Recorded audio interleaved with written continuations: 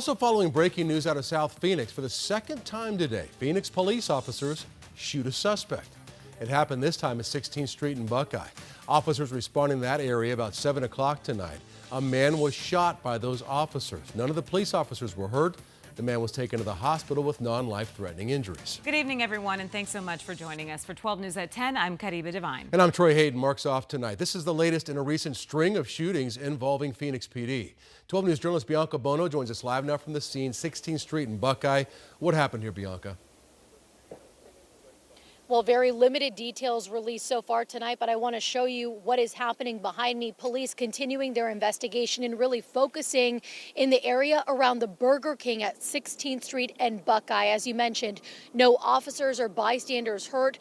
One adult male suspect is in the hospital with injuries, but we are told he's expected to survive. Now, this officer-involved shooting is the second in Phoenix today alone, the 8th in the past 6 weeks.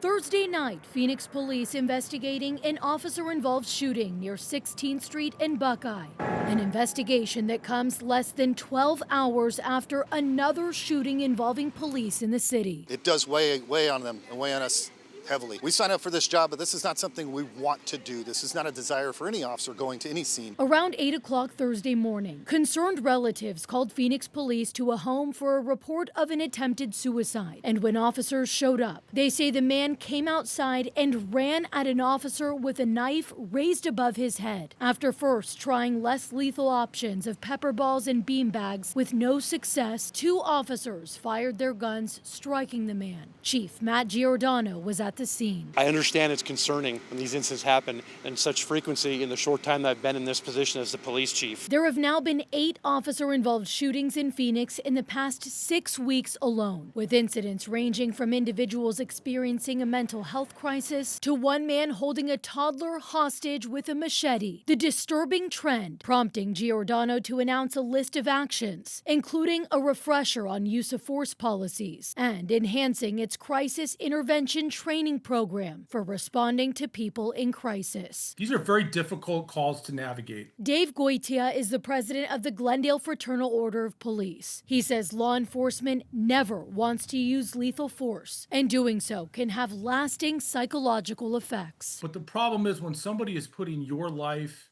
in jeopardy or a civilian's life in jeopardy, the time for de-escalation and those tools has unfortunately passed. And that's when officers are confronted with split-second decisions, and failure to act and do your duty as a police officer in those scenarios can have devastating consequences. When it comes to possible solutions, Goitia believes more proactive mental health treatment and access to services is needed. He also says stronger staffing for police departments would allow for more proactive policing. There's no winners in these calls, no matter how you analyze it. Just a terrible, terrible situation all the way around.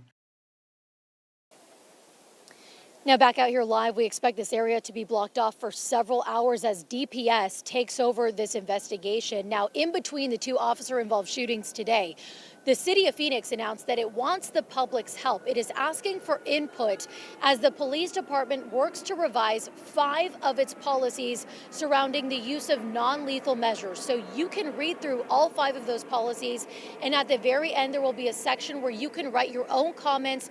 They want to hear those comments and take those into consideration as they revise these policies. You can do that for the entire month of October.